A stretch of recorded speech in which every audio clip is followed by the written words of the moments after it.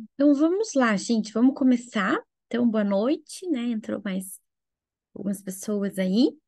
É, Hoje nós estamos aqui para conversar um pouco mais sobre características, né, da superdotação, como essa condição aparece, né?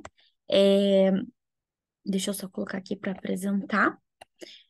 Co- Conforme eu for fazendo a apresentação, né, se vocês quiserem mandar mensagens ali pelo chat, as dúvidas ali, vão mandando na hora. Depois, no final, eu abro, né, um espaço também para tirar dúvidas, né, para vocês perguntarem aí coisas mais específicas, tá bom? Mas eu vou tocar aqui a apresentação, no finalzinho eu vejo as perguntas, respondo, e alguém, né, se alguém quiser perguntar algo mais aí diretamente, pode ficar à vontade, tá bom? Então, vamos lá.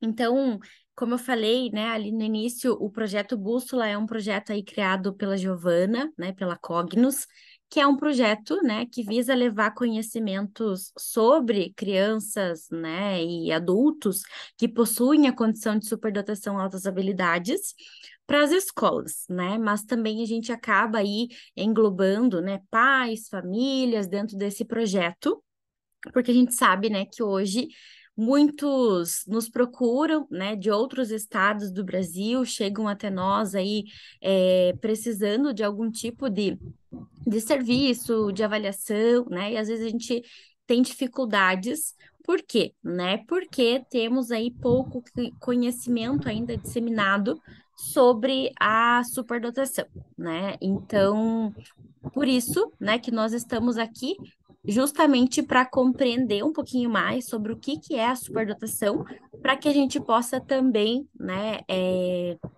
identificá-la, né, quando ela vai aparecer aí no consultório de vocês, né, se você é um psicólogo, ou na sua casa, né, se você é um pai, ou então, né, em algum outro contexto também, às vezes um filho, né, ali de um amigo seu, né, muitas vezes vai aparecer essa criança e o que fazer com essa criança, né? Eis aí o mistério que muitas vezes vai ser difícil, é, opa, a gente saber, né, quais caminhos percorrer, tá?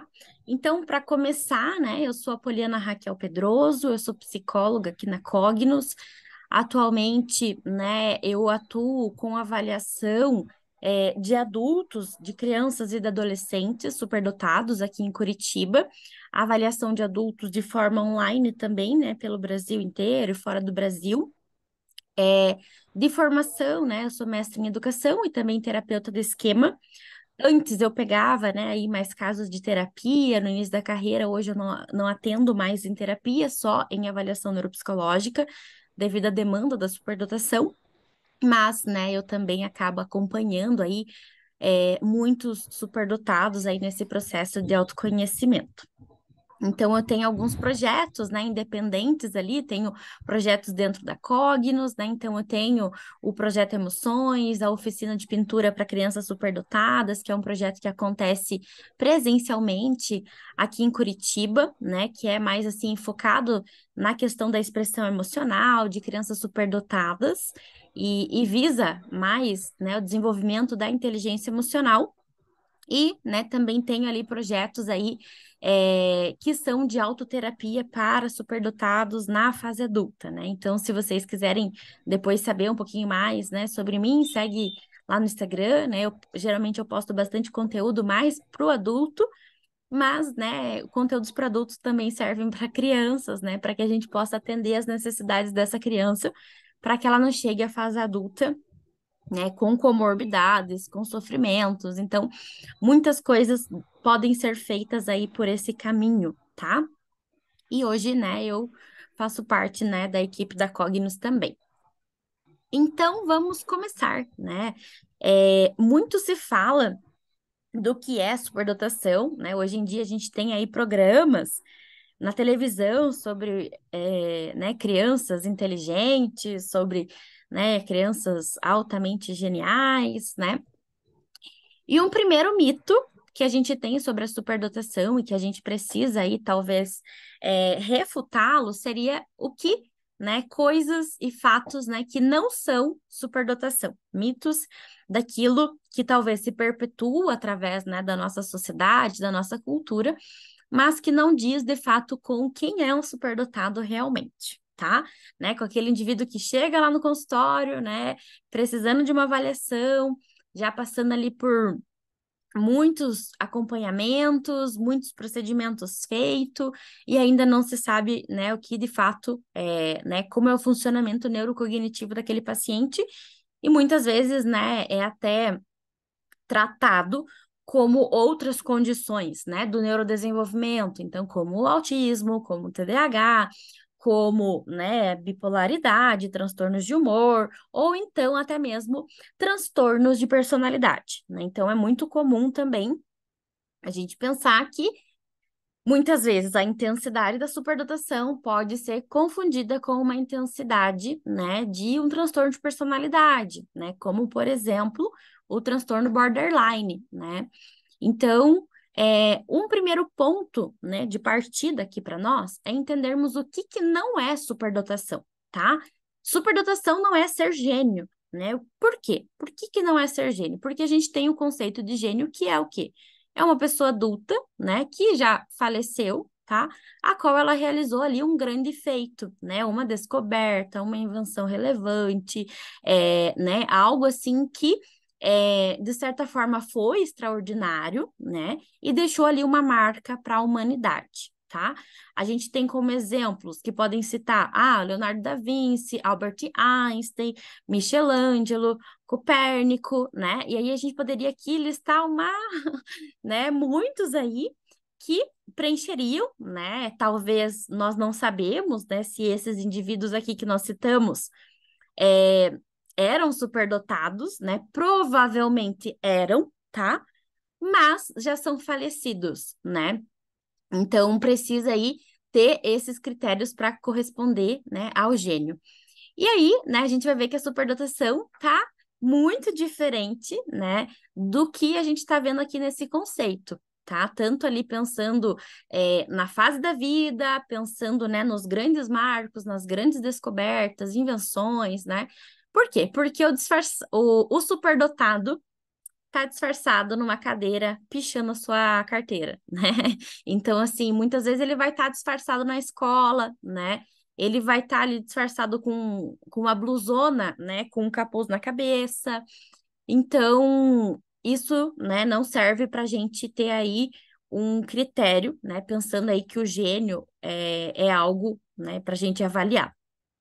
Segundo ponto, precocidade, né? Então, que a superdotação é só quem tem precocidades. Aquela criança que aprendeu a ler muito precocemente, aquela criança que aprendeu a andar muito mais rápido que todos os primos, ela aprendeu a ler sozinha, ela sentou no piano e começou a tocar, e aí muito precocemente, com pouco tempo ela ficou super desenvolvida ali naquela habilidade, no tênis, no piano, no teclado, em qualquer outro tipo de habilidade, tá?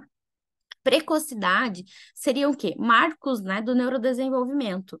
Aqui, a gente vai muitas vezes perceber que existem outros marcos de precocidade que estão associados à superdotação, né? Então, é muito comum, por exemplo, a criança, ela falar, andar, né? Ter ali a tirada o desfraude, né? Todo o processo né? Cognitivo e neuromotor para falar, para pegar de pinça, para desenhar, tudo dentro da média. Isso é o mais comum, né?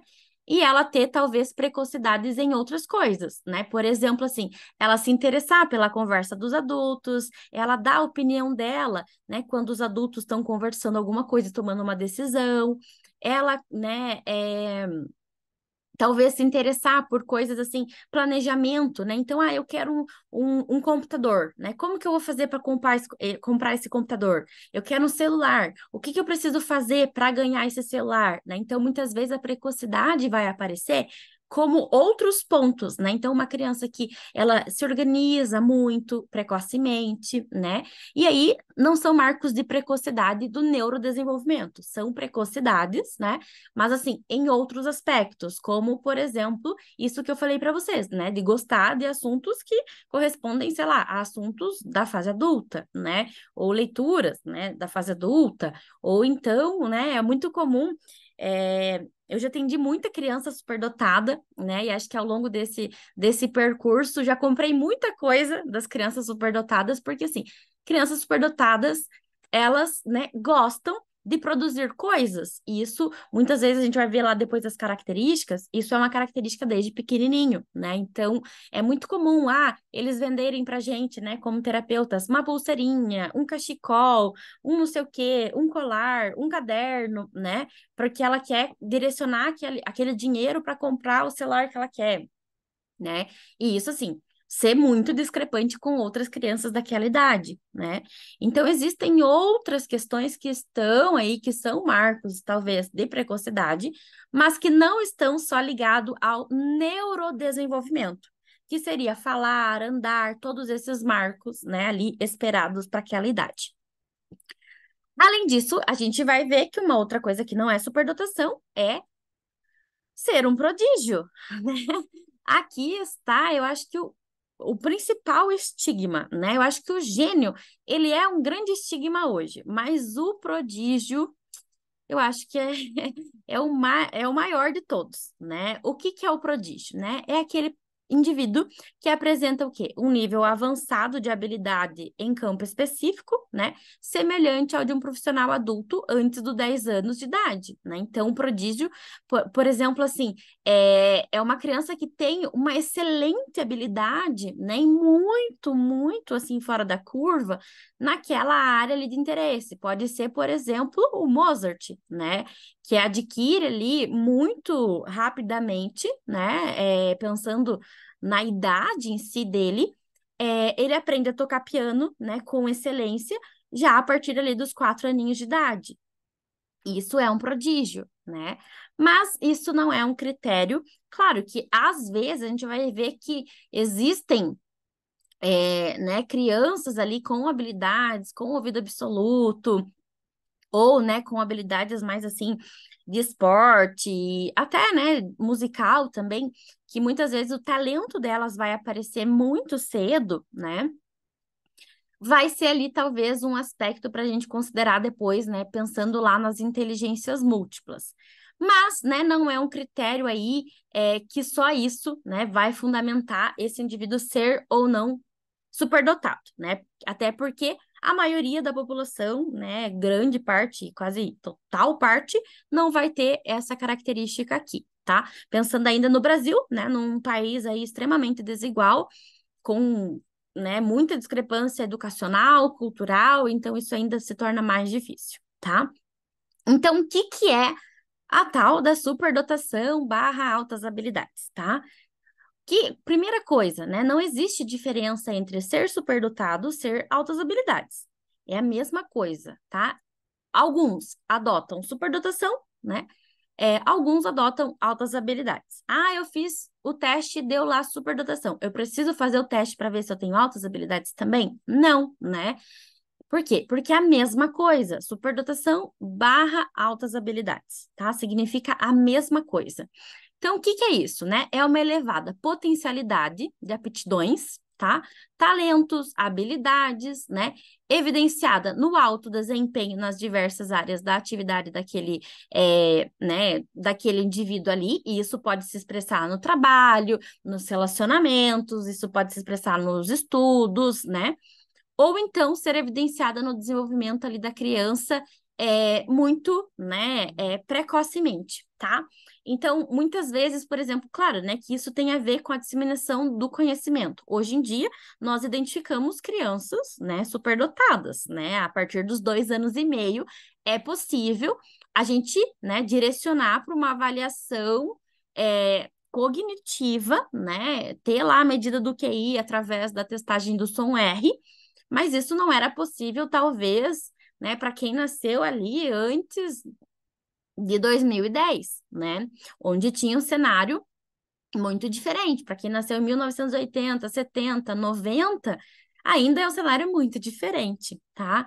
Então, muitas vezes a gente vai ter que avaliar adultos, tá? E a avaliação na fase adulta, ela acaba sendo ainda mais difícil porque podem ter aspectos emocionais, comorbidades, ansiedades, transtornos de humor, transtorno de personalidade junto, né? Então, muitas vezes vai ter vários aspectos e a gente não tá só avaliando a superdotação, né?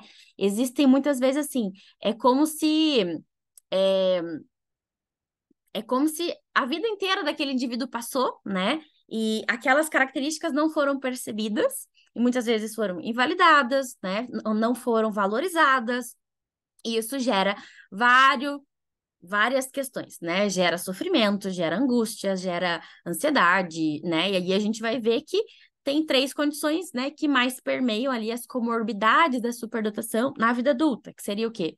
Burnout, esgotamento, depressão, né, depressão crônica e ansiedade, né, um transtorno ali de ansiedade generalizado, tá? Então, pensando aqui que a superdotação, né, é uma condição, nós vamos entender que a superdotação não é classificada como um transtorno do neurodesenvolvimento, não é um transtorno psicopatológico, né? Não é uma patologia, tá? Então, ela não está inserida no DSM-5, que é o manual psiquiátrico, né, que os profissionais de saúde hoje se direcionam, tá? Assim como, por exemplo, o autismo, né? Assim como o TDAH, que são transtornos do neurodesenvolvimento. Só que quando esse superdotado, seja criança, seja adolescente, seja adulto, possui também um quadro de ansiedade generalizada, sim, ele tem uma condição psiquiátrica, tá? Né? E daí seria pelo transtorno de ansiedade generalizada uma condição, né, ali de um transtorno psicológico, segundo o manual psiquiátrico, tá? Mas pela superdotação, não, né? Nós dizemos que é o quê? Uma condição de existir. A gente vai ver que a condição da superdotação, ela permeia algumas coisas, né? Então, assim, desde o nascimento, nós nascemos superdotados e vamos viver superdotados pelo resto da nossa vida, né? Seja uma dádiva, né? Ou seja um castigo, você vai continuar assim, tá? Se você é superdotado, né, está aqui, ou se o seu filho é superdotado e você está aqui para entender um pouquinho mais dele, ele vai continuar assim, tá? Seja ali pelos seus bônus, seja ali pelos seus ônus, né? Então, isso vai permear a toda a interação, né? Não tem como eu falar assim, agora eu quero ser superdotado na escola e eu não vou ser superdotado em casa. Não tem como, né? Por quê? Porque é parte de quem eu sou. É o jeito que eu processo todas as informações, né? A forma como o meu cérebro está estruturado, a forma como o meu cérebro funciona, a forma como eu interpreto e a forma como o meu sistema límbico processa as informações, a forma que eu sou receptivo ao contexto, né? Seja, né, dos estímulos sensoriais, seja dos estímulos da minha convivência social. Então, tudo isso está afetado, né? Por isso que não dá para a gente tirar a mochila quando chega do serviço, deixar lá, agora eu vou deixar toda a minha preocupação, minha superdotação aqui no sofá, né? Ou aqui no balcão, e vou deitar e vou tirar uma noite de sono bem plenamente, tá? Não é possível. Por quê? Porque nós somos um só, tá? Então, a gente vai entender que isso é uma condição. Depois, mais para frente, eu vou trazer, né, como que isso é gerado, tá? Além disso, nós temos aí uma taxa, segundo a Organização Mundial de Saúde, de estimativa, né, de pessoas superdotadas, né? Através aí dessa estimativa, se estima que temos 3,5 a 5% de pessoas superdotadas. E aonde estão essas pessoas, né? Talvez estejam aí né, do nosso lado, talvez, né, estejam, né, em sofrimento, talvez estejam entediadas na escola, né? Então, é uma taxa bem grande, e se a gente fosse fazer um recorte, né, da quantidade, né, de superdotados, o número de superdotados no mundo seria de 231 milhões, né? Então, é muita gente. E é uma condição, né, que a gente não fala, né? Então, a maioria hoje que busca uma avaliação, seja por, eu quero investigar a superdotação, chega falando assim, eu não sabia que isso existia. E se isso existe, eu quero saber se eu tenho, né? Geralmente é esse o discurso. Ou então, a pessoa vem para investigar um TDAH, ou a criança vem para investigar um TDAH porque ela está fazendo caos na escola, né? E aí a gente fala, olha, né, o seu filho tem superdotação. O que é isso, né? O que é isso? Nunca ouvi falar sobre isso, né? Então, muitas vezes, passa-se despercebido. E o que acontece, né? Um efeito de sobrevivência é o que a gente chama de adaptação, né? Então, desde lá, se a gente for pensar desde os primórdios da humanidade, a humanidade tentou fazer o quê, né? Tentou se adaptar para sobreviver. Os superdotados também tentam se adaptar para sobreviver, né? Então, o que isso quer dizer?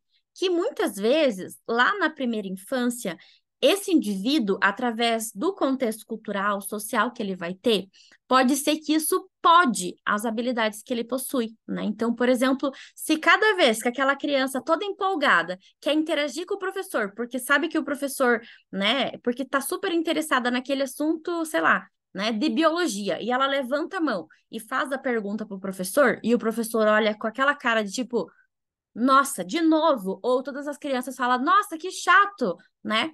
Isso vai fazer o quê? Vai podar. A chance dele levantar a mão. E isso, gente, é análise do comportamento. Se eu sou punido, se eu tenho uma consequência negativa, a chance de eu fazer aquilo, fazer aquilo novamente diminui, né?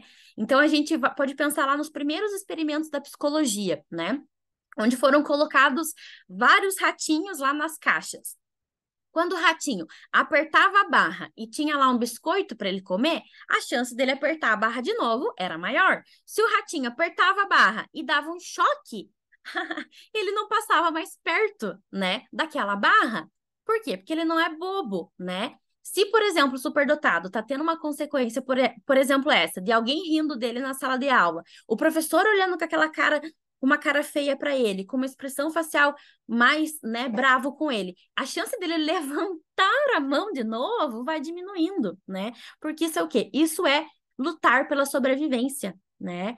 Então, muitos dos contextos, né, produzidos hoje pela escola fazem com que exista também o que a gente chama de camuflagem, né? Então, assim, eu vou diminuindo, eu vou me escondendo, porque, né, assim eu sobrevivo, né? Só que isso talvez gere menos desconforto lá no contexto da escola, mas internamente, né, dentro aí da cabecinha desse superdotado, aí, né, tem um terreno muito fértil para o desenvolvimento do que a gente chama de esquemas iniciais desadaptativos, né? Que seriam o quê? Crenças, distorções, forma como eu me vejo, né? Então, por exemplo, nesse caso que eu falei para vocês, né, do aluno lá que está levantando a mão, e aí ele percebe que todo mundo está rindo dele, ou quando ele começa a levantar a mão, todo mundo já se olha, ele não vai levantar mais a mão. E além disso, ele pode desenvolver uma crença de eu sou inadequado, eu sou estranho, nossa, o jeito que eu sou, talvez, sei lá, né, é negativo, não sei, ele pode desenvolver muitas crenças distorcidas sobre quem ele realmente é. E isso gerar um quadro de ansiedade, dele ter ansiedade para chegar na escola, levar ele ao afastamento dos amigos, né? E aí ao isolamento, e aí a uma depressão, né? E aí talvez lá um pensamento de morte, né? Algum comportamento de risco, e por aí vai, né? Vejam que é um efeito dominó, né? Todas as coisas elas estão o quê? Entrelaçadas, né? E por isso que nós estamos aqui, né, falando sobre isso. A população do Brasil, né, pensando aqui em comparação, né, seria basicamente mais do que toda a população do Brasil, né, se a gente for pegar aí o número mundial de superdotados. Nós temos ainda pouquíssimos superdotados, né? Nós conseguimos ter um mapeamento através, né, das escolas, dos superdotados que levaram seu laudo à escola e que isso foi colocado, né, ali na escola e que consta no IBGE. Mas, assim, é um número ainda muito pouco, pensando, né, nessa taxa ali de talvez 5% da população. E aí, gente, a gente vai pensar que pessoas, né, crianças, adolescentes, idosos, que eu já atendi vários idosos com superdotação, né? Até atendi já alguns idosos que não fecharam superdotação, mas que vieram para investigar demência, mas que você olhando assim, todo o contexto, né, das características, do que aquele paciente fez, né? Deu lá um quadro demencial ou um comprometimento cognitivo leve, não fechou superdotação, mas assim, não tenho dúvidas que aquele indivíduo era superdotado, né? Por todas as características que eu tô falando aqui com vocês, tá? Então, e aí eu me recordo, né, quando eu falo isso dos idosos superdotados, eu me recordo que uma vez eu atendi uma senhorinha de 80 e poucos anos, ela veio para investigar Parkinson, não veio para investigar superdotação, mas assim, uma senhorinha com pós-doutorado, né? Ela era muito ativa, até muito tarde assim na vida. Depois que ela, né, se aposentou, teve um grande nível de sofrimento, quadro depressivo e tal. E todas as características dela combinavam, né, com a condição de superdotação, né? Ação revolucionária, né? Ela era muito sensível à ação voluntária, ela queria, né, criar algo novo, então ela criou alguns cursos aí em universidades. Então todas as características fechavam. E aí eu, né, trouxe ali o exemplo para ela da carpa, né, que a gente pensa que a carpa ela é um peixinho, né? Que, por exemplo, ela pode ficar dentro de um aquário ornamental, né? Na nossa casa, sei lá, né? Ali com 1 litro de água dentro daquele aquário, né? Ou ficar num aquário maior, ou ela ficar, sei lá, num rio, num açude da natureza, né? Então, a possibilidade, né? O tamanho da carpa que ela vai se desenvolver vai estar ligado a esse contexto que ela tá, né? Se ela tá ali dentro de um aquário com, sei lá, 2, 3 litros de água, ela vai, sei lá, ficar desse tamanho aqui, né? Mas agora, se ela tá num açude, onde tem muitas possibilidades, tem, né, ali outros animais, tem várias coisas, pode ser que ela chegue a um tamanho muito maior, né? E aí, eu dei esse exemplo, né, para essa senhora, falando sobre todas essas características, porque ela estava muito depressiva em relação, né, à perda de autonomia dela, né, era um caso mais grave, assim, de envelhecimento, né, e já tinha ali uma comorbidade, um Alzheimer, né, no caso. E aí, gente, quando eu falei, né, para ela sobre esse exemplo da carpa, ela chorou comigo, né, eu chorei junto com ela, e ela falou assim, eu sou a carpa ainda. Então, assim, por mais que aconteçam muitas coisas, né, a gente vai até o final da vida com a superdotação, né? Sejam alterações sensoriais, sejam alterações, né, dos insights, seja da forma da intensidade emocional, isso permanece conosco até o final da vida, tá? Então, a gente vai pensar que uma das principais características aqui é a facilidade de resolução de problemas, né? Então, aqui seria o quê? Eu ter, né, muitos insights, eu ter um pensamento ali, talvez arborizado, né, para resolver ocasiões, situações. E aqui a gente não está falando só do arquiteto, do engenheiro, do dentista, do médico que faz a cirurgia, né, de alta complexidade. Não, a gente está falando, talvez, né, de, sei lá, de um contexto menos favorável, mas que esse indivíduo encontra, talvez, outras formas de resolver aquele problema, né? Seja lá a faxineira, seja o pedreiro, né, que não teve tantas oportunidades ao longo da vida, mas que encontra resolução ali, né, de forma criativa naquilo que, né, tá ali ao seu contexto.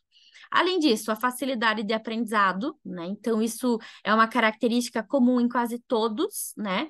E aqui, muitas vezes, vai ser assim: facilidade de aprendizado a assuntos do interesse, né? E dificuldade de aprendizado com coisas chatas e repetitivas. que muitas vezes vai ter uma grande facilidade e vai entrar num alto nível de hiperfoco naquilo que é do meu interesse, né? Aquilo que não é do meu interesse, eu não quero fazer nem morto, né? Não quero fazer atividades repetitivas. Isso é muito mais comum na infância, mas isso também é muito presente na fase adulta, né? De ter muita dificuldade. E quando a gente fala da facilidade de aprendizado, muitas vezes está ligado ao quê? Né? A precisar de menos tempo, a precisar talvez de menos, sei lá, menos repetição. Eu vejo que muitos adultos hoje chegam, né, pensando que tem TDAH, justamente por isso, né? Como eles possuem facilidade de aprender, eles não vão ficar 30 dias sentado na frente do computador, olhando para o computador para assistir a aula. Não, se eu tenho facilidade, se eu assistir aquilo uma vez só e pegar, ele vai ficar o quê? Ele vai, sei lá, um dia antes ele vai sentar na frente do computador, vai ver tudo, folhear e fechou, vou fazer a prova, né? Então, isso é muito comum, por exemplo, de pessoas superdotadas não estudarem para a prova, ou, por exemplo, passarem, né, procrastinando ali e evitando, fazendo outras coisas ao longo de todo o semestre e depois estudar uma pancada só, né, para fazer a prova, ou estudar um dia antes, ou acordar de madrugada para estudar naquele dia, né? Por quê? Isso é economia de energia, né? Lembrem-se sempre que a, a, a regra, né, e a lei aqui do nosso organismo é o quê? Sobreviver, tá? Então, se sobreviver, né, se eu gastar menos energia estudando talvez uma hora, acordando uma hora mais cedo, no dia da minha prova, eu gaste menos energia mental, né, do que ficar todo dia estudando, sei lá, 30 minutos por dia, eu vou fazer isso, né? E isso seguir até a fase adulta. Além disso, a gente vai ver um vocabulário extenso, né? Seja ali a coisas do interesse, geralmente isso é muito aparente, né? Essa comunicação. E claro, né, que aqui tem perfis, né? Tem superdotados que vai isso ficar muito evidente, vai direcioná-los ali a um perfil mais de liderança. Tem outros superdotados que vão ser mais introvertidos, né? É, que não vai ter tanto esse perfil de liderança, que vai ter mais dificuldade até, né, na interação social, mas, né, o vocabulário ali é muito robusto, tá? E aqui a gente está falando do vocabulário, mas eu vejo também assim que muitos superdotados também possuem, além de um vocabulário, né, sobre conhecimentos gerais, sobre, né, aspectos culturais e sociais, eles também possuem um bom vocabulário emocional. O que que isso significa? Um bom reconhecimento sobre como eles funcionam, né? Então, é diferente, por exemplo, você pegar ali um paciente com uma demanda X e outro, né, para superdotação. Geralmente isso fica muito claro, né? Geralmente, assim, quando o paciente, eu falo que o paciente abriu a boca, você já consegue identificar se ele é superdotado ou não, né? Por quê? Porque isso vai ficar muito claro, né? A forma como ele se comunica, a intensidade como ele se comunica, né? A facilidade ou a dificuldade, tudo isso é possível da gente já mapear nesse primeiro contato, né? Por isso que eu concordo, né, que precisa sempre existir testes, né, para que a gente possa mapear aonde está esse indivíduo, né, na curva ali do percentil, né, na comparação com 100 pessoas da mesma idade, mas eu acho que o mais importante é o histórico de vida, né, desse paciente. Aonde que ele nasceu, como que ele foi criado, qual foi a família dele, como que foi esse contexto cultural, como que foi esse histórico, tudo isso, né, porque é isso que vai moldar todo o aspecto, né, neurocognitivo.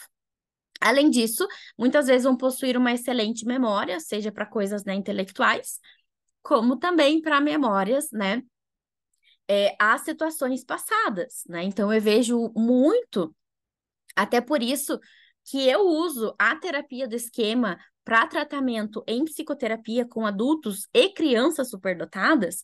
Por quê? Né? Porque eu vejo assim que essa excelente memória também vai fazer com que o quê? Experiências passadas inadequadas, experiências passadas negligentes, experiências passadas que trouxeram algum tipo de abuso, vai gerar um enorme sofrimento para esse paciente, para esse superdotado. tá? Porque vai ter outras características que vão combinar aqui com essa memória e vai fazer com que esse sofrimento fique muito exacerbado também, tá? Então, é muito comum terem memórias muito lúcidas, né, e vívidas ali de fases específicas da vida, e isso gerar um sofrimento muito significativo, como se estivesse vivenciando aquilo hoje novamente.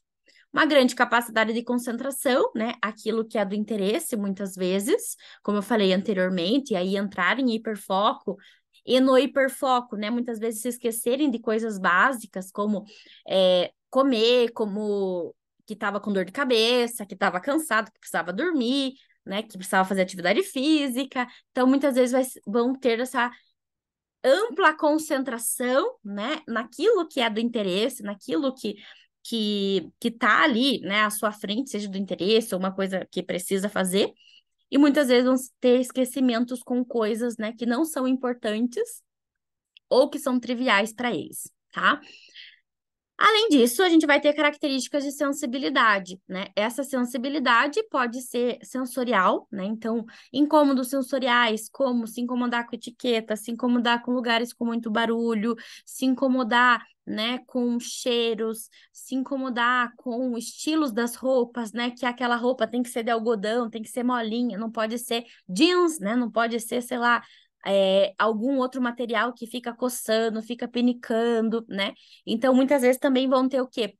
Algumas questões dermatológicas, né? Dermatite, né? Vão ter algumas questões, assim, que vão até lesionar, muitas vezes, alguns aspectos da pele que vão precisar, talvez, né, de acompanhamentos ali mais específicos.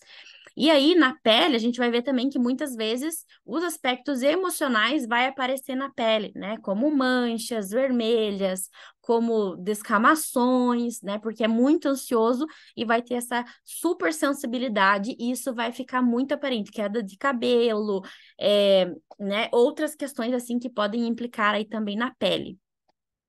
Além disso, né, a compaixão muitas vezes vão ser profundamente empáticos, sensíveis, né? O outro vão ter essa visão né, ampla sobre como as coisas estão funcionando. E isso pode gerar o quê? Sentimentos, né, ali de compaixão, de empatia, né, em relação ao outro. Então, não é, né, uma... Eu vejo, assim, que tem pacientes também que vão para um polo, né, mais, assim, de não preocupação com o outro, né, mas a grande maioria tem aí esse olhar, né, dos valores morais, dos direitos humanos, né, e muitas vezes pode até levar ali a ações de voluntariado, né, se envolver em situações, né, que envolvam ali ações sociais, então isso também é bem comum desde muito pequenininho, né, ter esse olhar sensível, né, para aqueles, né, mais oprimidos, aqueles que estão com mais dificuldade. Além disso, a gente vai ver a característica do perfeccionismo. O perfeccionismo, gente, é um modo como a gente funciona, né? Então, o perfeccionismo seria em que sentido?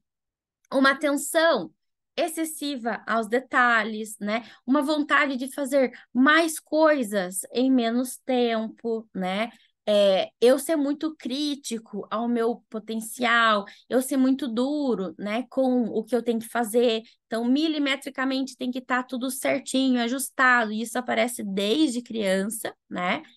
É, E, né, eu vejo assim que pensando na fase adulta, é um dos principais sintomas, né? Assim, talvez mais difícil, que talvez leva a maior paralisação, né, dos adultos superdotados de o quê? De desenvolverem o seu potencial.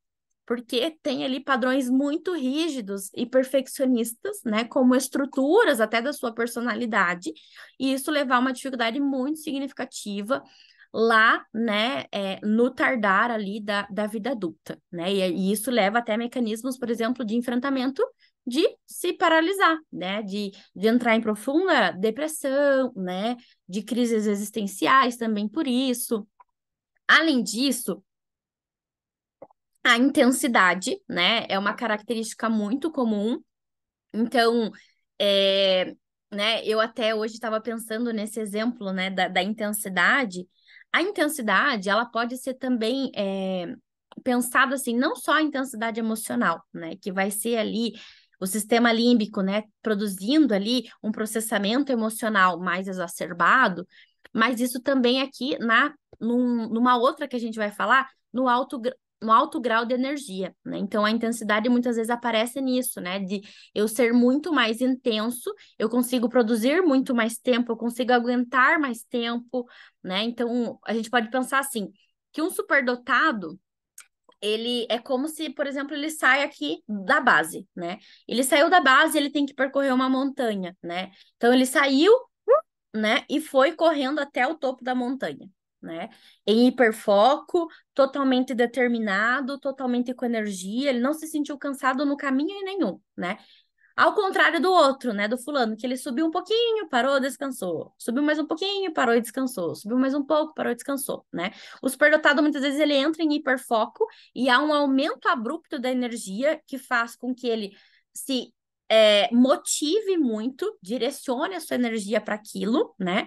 E faça ali todo aquele percurso, seja um projeto, seja uma dissertação, seja uma obra de arte, seja uma corrida, um treinamento, né, seja qualquer coisa que for, tá? Quando ele chega lá no topo, o que que acontece? Acontece a exaustão, né? Então, muitas vezes é como se a bola incha, incha, incha, ela infla, né? A bola vai inflando com o ar. E aí, você já experimentou soltar o ar com tudo? Então, assim, da mesma intensidade com que subiu, vai voltar, né? Então, o que que acontece? Quando a gente solta, enche bem, faz isso com o seu filho, porque é bem legal se você tiver um filho. Pega uma bexiga e infla ela um monte, sopra, sopra, sopra, sopra, sopra, até você ver que ela tá bem rígida. O que que você vai fazer? Você vai soltar com tudo. O que que ela vai fazer? Ela vai ficar voando pelo espaço, né? E vai cair ao chão, tá? Basicamente, eu sinto que esse é o mesmo movimento que o superdotado faz. Ele sobe com profunda intensidade e com profundo alto grau de energia, atingindo o pico, aquilo que ele quer, conseguir passar em tal lugar, conseguir fazer tal coisa, eu consegui entregar o projeto, eu consegui ganhar aquela competição, e daí vai, cai, né? Só que quando cai, né, que a gente pode pensar daí no esgotamento, no cansaço mental, no cansaço físico, né, que tá ali para baixo. Eu sinto também que ele vai para lá depois, né? Como se ele fosse para frente, ele continua caminhando, tá? Mas o que que ocorre? Muitas vezes, nesse percorrer dele continuar caminhando, existem o quê? Crises existenciais, né? Eu vejo muitos superdotados questionando o seu propósito. Por quê? Porque se eu já percorri, se eu já cheguei lá né? Se eu já cheguei no Monte Everest, né? O que que é, sei lá, o pico do Paraná? O que que é o pico de qualquer outro morro que eu vou subir, né? O que que é essa escadinha que eu tô subindo aqui, né? E aí começa a não fazer sentido, né? Por quê? Porque já teve aquele alto nível de engajamento. E aí, associado ao perfeccionismo, essa aqui de baixo, né? O pico lá do Anhangava, o pico, né? São picos aqui do Paraná. Esses picos não vai ser nada o suficiente, né? Por quê? Porque você já atingiu aquele máximo. E aí vai existir cobrança, vai existir exigência, vai exigir um monte de coisa e vai levar muitas vezes a um profundo questionamento existencial sobre o meu propósito. Eu tô cumprindo o meu propósito? Não tô. Então, assim, são variáveis bem complexas, né, que eu tentei trazer aqui para vocês. Também a forte curiosidade, né, ligado ali àquilo que é do interesse, e a curiosidade muitas vezes vai ser mais individual, né? E às vezes não, né? Às vezes vai ser uma curiosidade que vai levar para um aspecto mais ali do grupo, né? Onde vai desenvolver projetos, né? Dentro da sala de aula, e às vezes não, né? Às vezes ali são assuntos específicos onde esse indivíduo vai aprendendo coisas que são ali do interesse dele através, né, dessa alta curiosidade. Além disso, né, são pessoas extremamente perseverantes quando interessadas, né? Então, é o que permite que não pare, né? Então, subiu o Monte Everest numa vez só, né? Não parou, né, no caminho. Só que também isso não é saudável, né? Porque isso pode gerar cansaço, pode gerar burnout, pode esquecer que ele tem uma vida social, ele pode esquecer que, além de fazer o pós-doutorado, ele talvez precise dormir 8 horas, né? Ou mais horas, ou 10, ou 7 horas, né? Que ele precisa comer, né? Que ele precisa um monte de coisa que aí os superdotados muitas vezes se esquecem, né? o alto grau de energia. O alto grau de energia, gente, ele é muito, muito, muito, muito confundido com a bipolaridade, né? Por quê? Porque é esse alto grau de energia direcionado ao quê?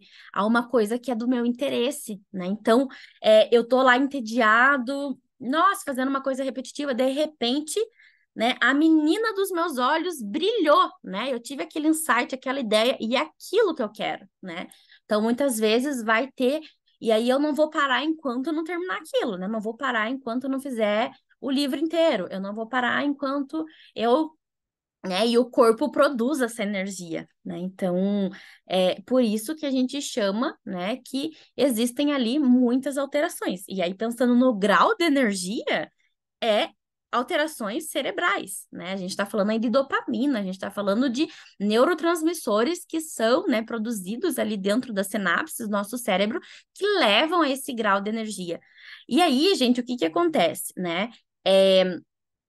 Só que isso também, né, muitas vezes, assim como outras coisas, né, assim como a gente come um chocolate e é satisfatório, né, ali dentro do nosso sistema de recompensa e é gostoso, quando a gente produz, né? Quando o superdotado tira 10 na prova, quando o superdotado produz, sei lá, né? Um livro, quando o superdotado produz uma dissertação, quando o superdotado faz um evento, faz uma palestra, faz lá uma máquina nova, isso produz o quê? Produz a mesma recompensa, né? Então, assim, isso também muitas vezes vai se tornar ali um vício, porque vai, né, ativar a mesma área de recompensa, né? Então, muitas vezes isso é claro, né, que a gente precisa avaliar ali cada caso. Por isso que muitos superdotados não percebem, né, nem o corpo ativando ao longo ali dos primeiros sinais de estresse, né? E só percebem quando estão completamente apáticos, só percebem quando estão completamente esgotados, né? Não perceberam toda a fase do estresse, né? Né, ali do estresse, do pré-esgotamento, da fase de exaustão, né? Antes da fase ali de completa exaustão. E além disso, né, a gente vai ver que muitas vezes vai ter preferências por pares específicos, pode ser pares mais velhos, conversas mais interessantes, né? E aí não se encaixar, desenvolver até um sentimento de pertencimento, eu sou uma pecinha que eu não me encaixo, né? Aqui. Ou então a gente pode ver também os superdotados querendo cuidar, né, de crianças mais novas. Isso também é comum, tá? Além disso, uma grande variedade de interesses, né? Então, muitas vezes vão se interessar por coisas, né, mais aleatórias possíveis. Leitura ávida ou precoce, né? Então, geralmente, nem sempre, né? Mas, por exemplo, tem alguns perfis que vão ter muita vontade, né? E os livros, esses, né? Hoje em dia eu vejo que assim muito aparece também por séries, né, de adolescentes ali, principalmente os adolescentes estão muito mais voltados às séries, aos filmes, do que às leituras, mas isso na infância é bem bem aparente, né, um comportamento bem típico.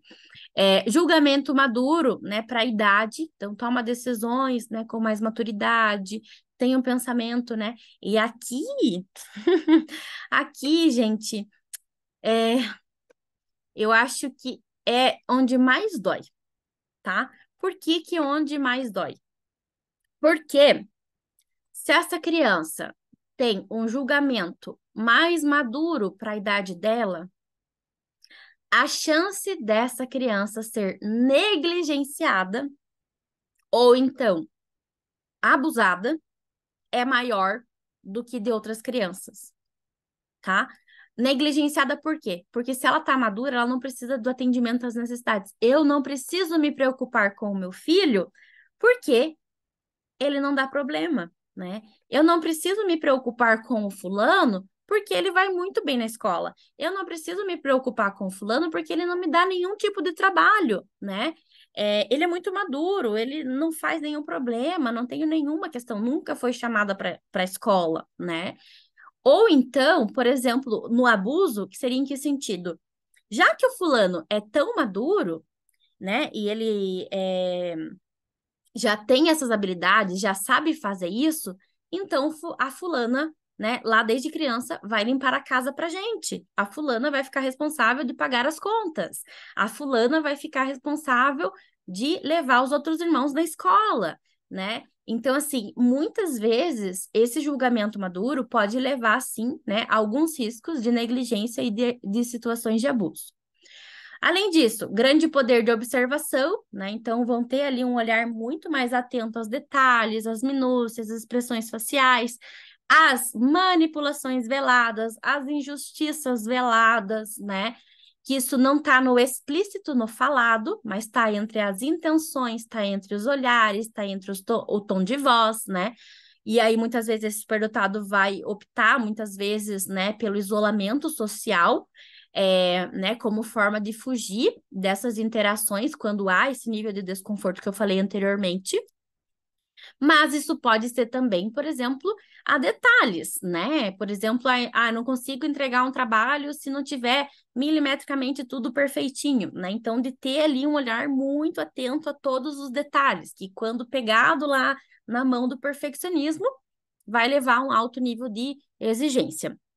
Além disso, né, como eu falei para vocês, a imaginação vívida, ela é muito presente também na superdotação, né? Essa criação, né? Esse mundo de fantasia, morar ali dentro, com crianças superdotadas é muito comum eles conseguirem, né, pegar o que eles têm, né, o contexto que eles têm e mudar isso para um cenário, né, fantasioso, né, e muitas vezes algumas crianças vão ficar nesse mundo, né, que parece que está no mundo da lua, mas está nessa imaginação, né, pensando sobre as coisas, pensando sobre fatos, ou então, né, pensando sobre ideias, as coisas, né, que aprenderam ali das próprias curiosidades, ou até mesmo, né, de fatos ali já ocorridos que aconteceu, né, recentemente ali com eles, ou do passado também, né, que tá ali dentro dessa imaginação.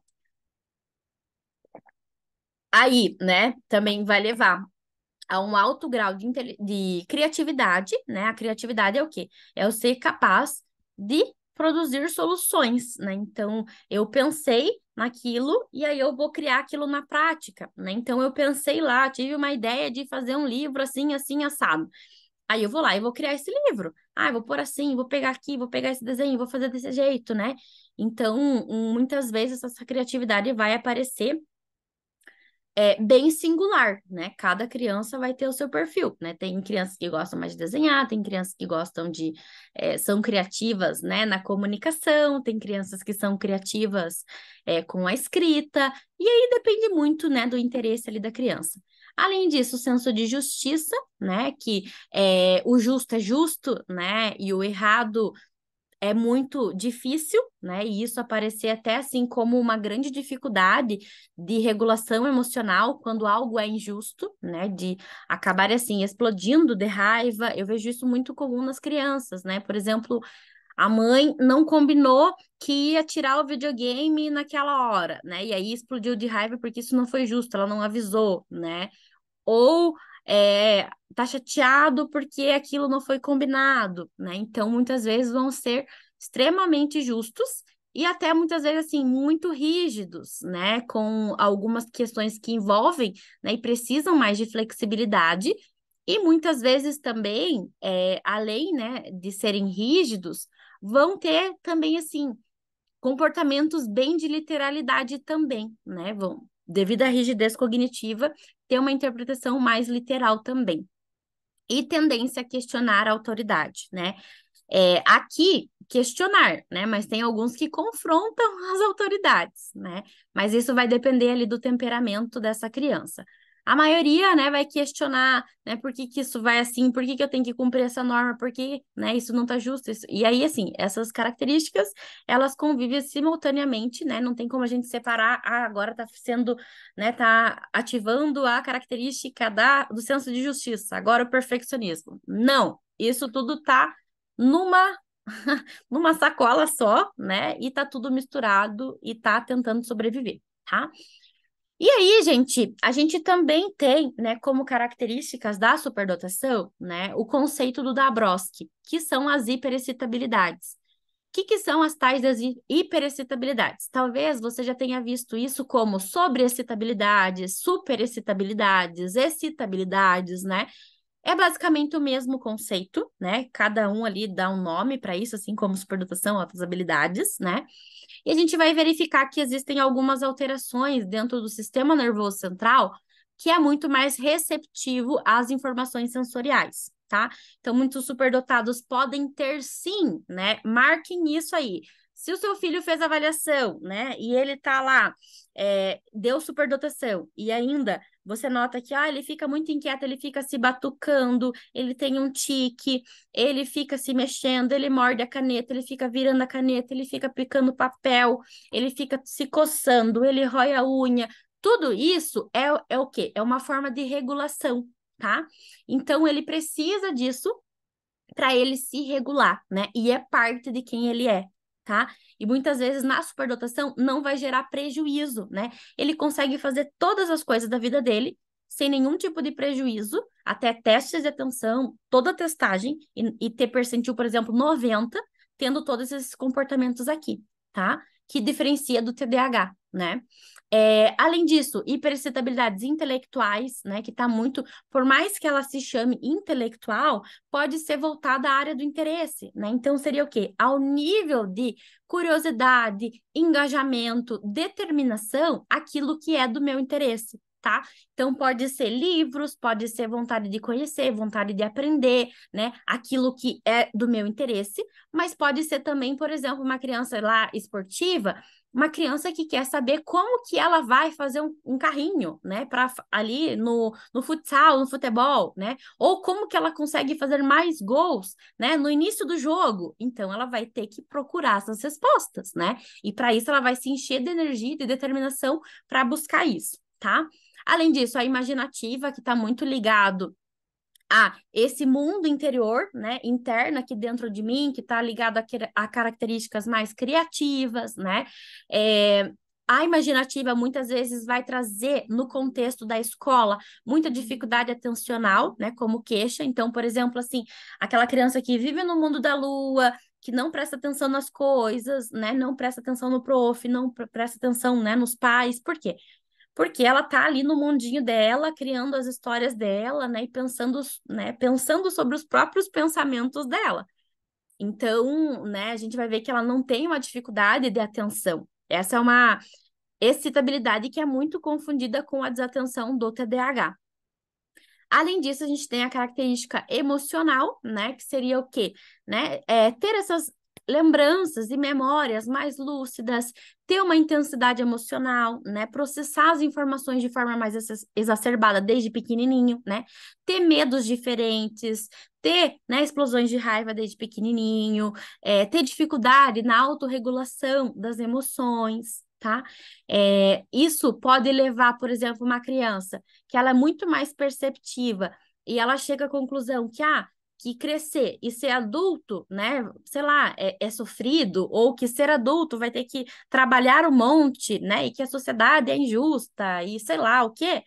Isso pode levar ela, o quê? A um profundo, né, sofrimento por uma crise existencial aos 10 anos, né? E isso levar a um aspecto emocional, né? Uma profunda tristeza, né? Uma profunda melancolia, né? Superdotados tendem a ser bastante melancólicos, né? Mas também tendem a se vincular muito, né? E fazer simbiose com pessoas que são muito parecidas com elas, né? Então, se eu encontrei alguém que é, né, quase igual, né, a eu vou fazer o quê? Né? Eu vou grudar naquela bolinha, né? Por quê? Para me proteger também, tá?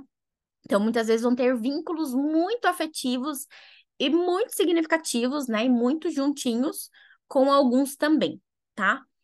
E além disso, as sensoriais, né? Que seriam o quê? Os incômodos sensoriais, seja a etiqueta, seja barulho, seja a estímulos visuais, né? Alguns incômodos, né? A luz. Então, isso também é comum, né? De crianças e adultos superdotados possuírem. E quando a gente pensa na superdotação, a gente não pode esquecer que a superdotação não é só, né, aquele indivíduo lá com um QI acima de 130, tá? Não, né? Nós temos aí múltiplas inteligências, tá? Então vamos pensar, uma criança ela pode estar deprimida porque ela está sendo invalidada, né, pelo professor lá na escola. Então quando ela tenta falar que ela sabe, todo mundo dá risada, né? Então ela tá, né, sofrendo bullying na escola. E aí assim, será que o QI dela vai dar 130 para ela fechar a avaliação neuropsicológica? Talvez não, né? Talvez essa depressão, ela nem queira estar lá na sessão contigo, né, da avaliação. E aí, o que que a gente vai fazer, né, se não dá 130? A gente vai entender que hoje não basta, né? A gente entende que existe o quê? Um espectro, né? Existe uma variedade de superdotação que varia através das inteligências múltiplas, né? Então, por mais que, né, um dos critérios é ainda, né, ter um QI ali como categoria superior, né, ali acima de 120, 130, 140 e por aí vai, mas existem outras características emocionais, de sensibilidade, todas essas que eu falei anteriormente para vocês, que precisam também estar ali, né? E que muitas vezes vão estar, né, e nem sempre o QI vai estar, tá? Então a gente pensa, né, que existem múltiplas inteligências, tem a inteligência interpessoal, né, que é essa conexão com o outro, vinculação com o outro, a inteligência mais existencial, que está voltado, né, aos questionamentos, né, da humanidade, da existência, a lógica matemática, né, desse raciocínio mais lógico, abstrato, a musical, né, é, a corporal sinestésica, tem várias inteligências que estão por aí, né? Então, muitas vezes aquela criança se comunica muito bem, aquela criança tem, sei lá, né? Já atendi uma vez uma garota que ela não tinha um QI acima da média, né? Era um QI médio, mas ela tocava 17 instrumentos, né? Então, assim, a gente vai pensar que, eu não vou fechar a superdotação porque ela não tem superdotação, porque o QI dela ficou abaixo, né? Ficou na média. Não, né? Ela não tem habilidade acadêmica acima da média, mas ela tem um potencial aqui muito exacerbado, né? Claro que isso é muito óbvio, né? Porque 17 instrumentos a gente choca, mas muitas vezes vai passar despercebido e é por isso que a gente precisa estar bem atento, né, a todas essas inteligências que, né, correspondem aí ao nosso funcionamento. Então, a gente vai ver que tem pessoas, né? Tem alguns tipos de superdotação. Então, tem a superdotação onde há uma capacidade intelectual geral, né? Então, aquela pessoa se destaca amplamente, né, nas questões intelectuais, né? Então, aquela avaliação que vai dar lá percentil 90 em tudo, né? No funcionamento intelectual, em atenção, em memória, em funções executivas, né? Vai ter uma ampla capacidade uma aptidão acadêmica específica, né? Então, aquela pessoa tem um destaque na parte verbal, na comunicação, ou não, no raciocínio lógico, né? Ou não, né? Em algum outro elemento ali, tá?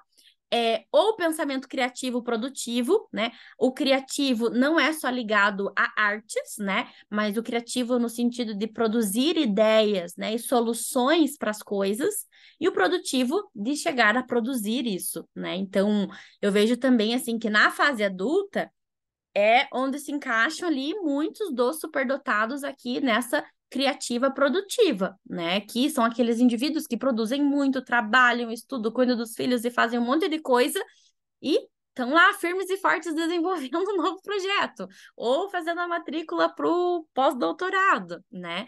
Então, que tem um aumento muito grande de energia para fazer muitas coisas. Tem também o talento especial, né? O talento especial que poderia, por exemplo, essa menina, eu fechei a superdotação nela, por quê? Porque ela tinha um talento especial para música, né? Para instrumentos.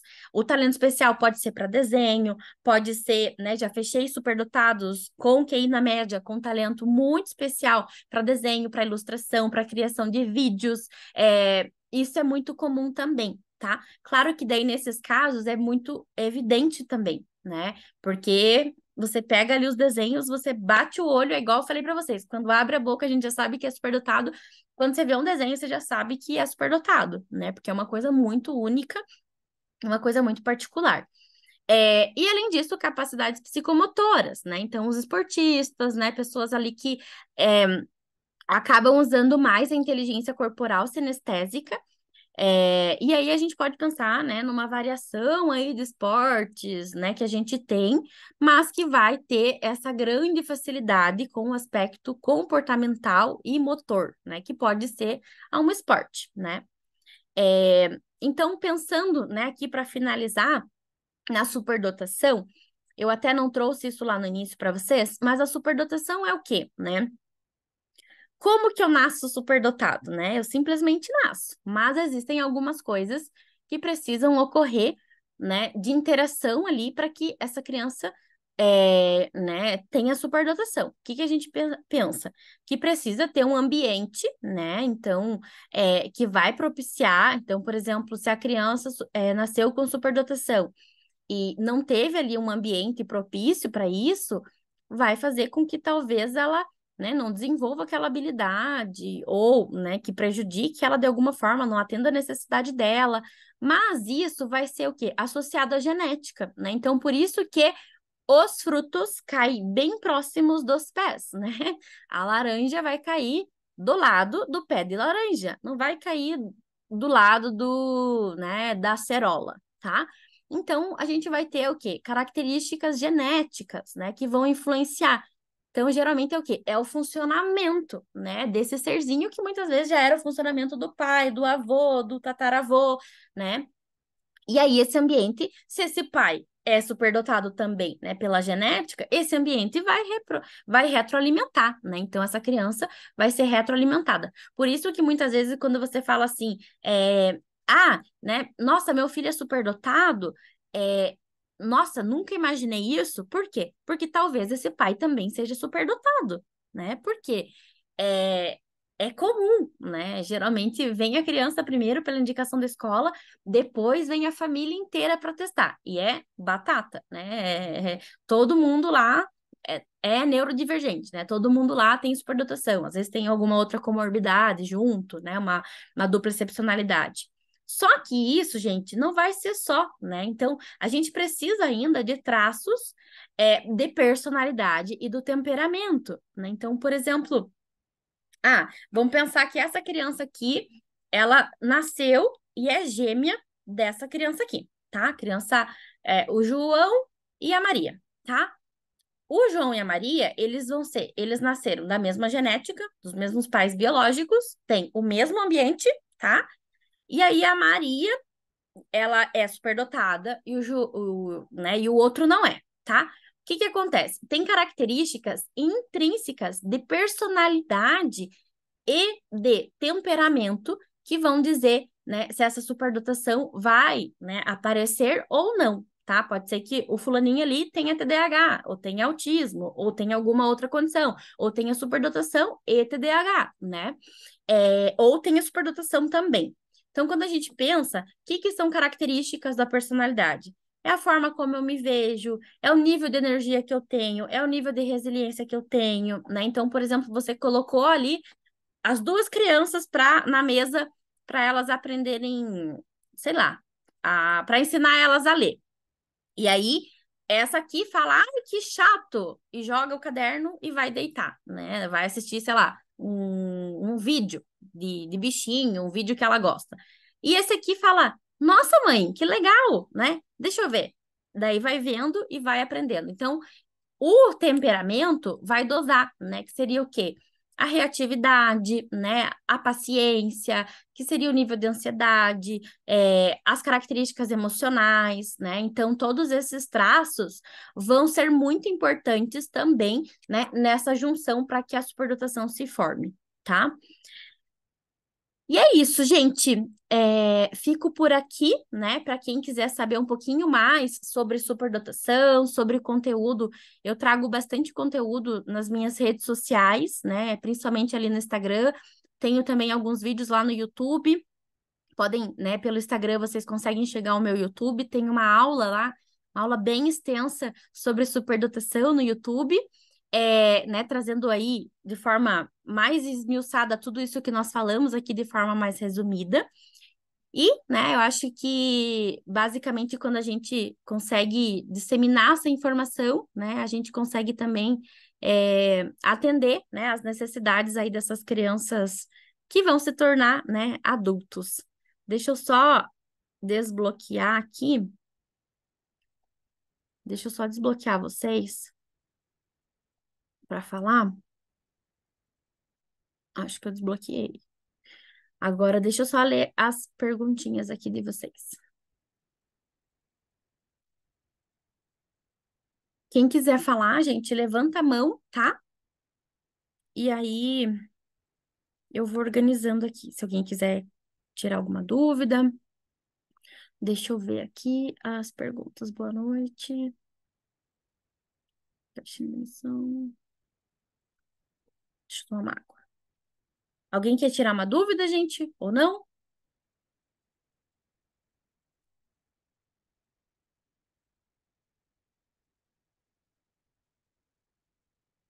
Oscilação de humor também é característica. Se estressar facilmente, ficar nervoso e depois parece que não aconteceu nada. Exatamente, tá? Assim como eu falei lá do exemplo, né, de sobe com intensa energia e depois volta, é a mesma coisa a emoção, né? A raiva sobe muito rápido e depois parece, né, que nada ocorreu. Isso é bem comum. Isso é o medo, a raiva, né? Há outras emoções também. É, Tá, eu gravei, então eu vou deixar gravado sim para vocês, tá? Eu acho que eu vou publicar no meu perfil, tá? É, ali do YouTube, mas eu coloco lá nas redes sociais para vocês. Identifico, descrevendo a minha filha, tá, tá, tá.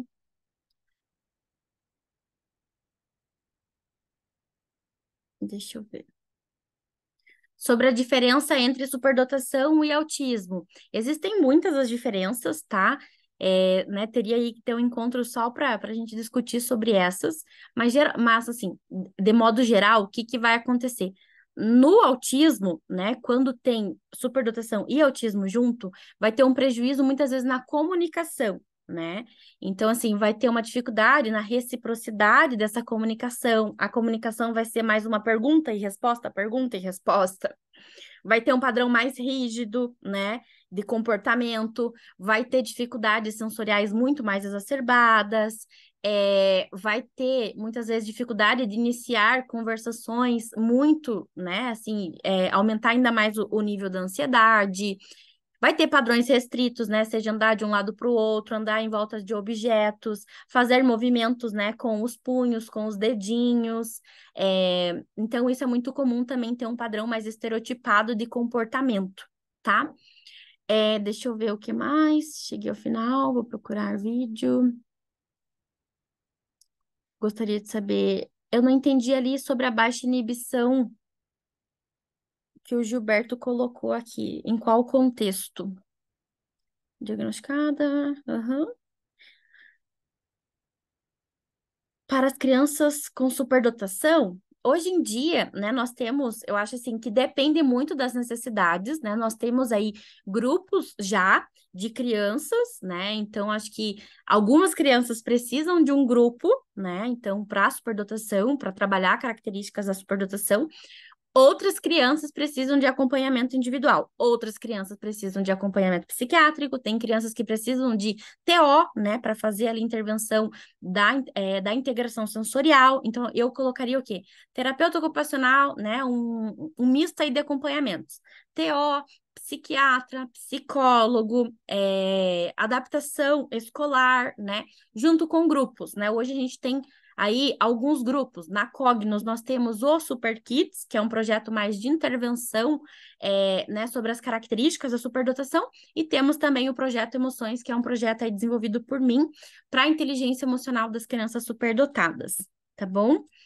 Eu acho que é isso, gente. Um beijo. Eu vou deixar disponível, eu vou baixar aqui no meu computador a gravação, e eu vou deixar disponível para vocês, tá? Ali no meu YouTube, essa aula. Qualquer coisa, me mandem mensagem, né? Diretamente lá que nós vamos conversando, tá bom? Quais cursos, especializações indica para PSIS que desejam explorar?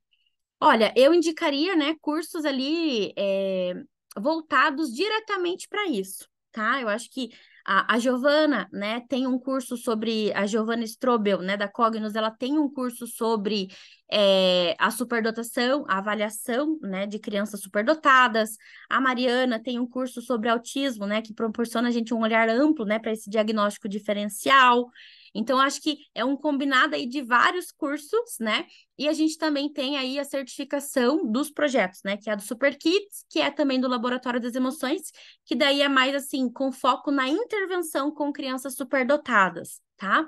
Mas, né, teriam essas possibilidades aí, né? E especialização, assim, né? Não acho que eu acho que alguns cursos mais focados, né, seja em questão de intervenção ou seja em questões, né, da identificação, seria mais viável, tá? Do que, né, você fazer uma pós e, né, ter um olhar genérico sobre todas as coisas, tá bom?